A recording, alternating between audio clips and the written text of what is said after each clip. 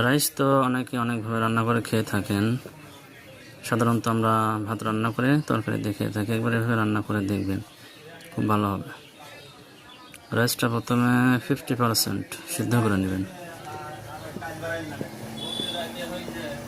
50% সিদ্ধ হয়ে গেলে রাইসটা নামিয়ে ফেলবেন, পানি ঝরায় রাখবেন চাকনির মাধ্যমে। তারপরে তেল দিয়ে তেলের উপর মাংস কুচি করে কেটে ভাজবেন।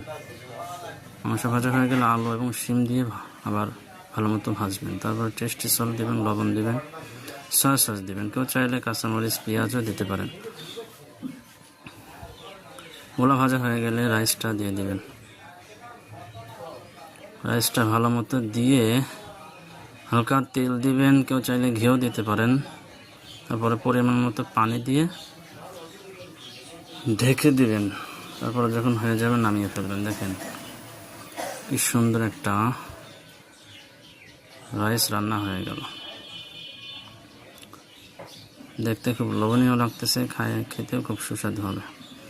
তো বন্ধুরা, আমার এই চ্যানেলটা যাদের পছন্দ হয়, ভিডিওগুলো যাদের পছন্দ হয়, লাইক করবেন, কমেন্ট করবেন।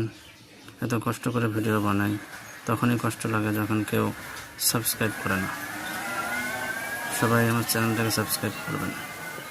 এখানে দেখাচ্ছে চাইনিজ এই পাত্রটা কীরকম, কীভাবে কাজ করে।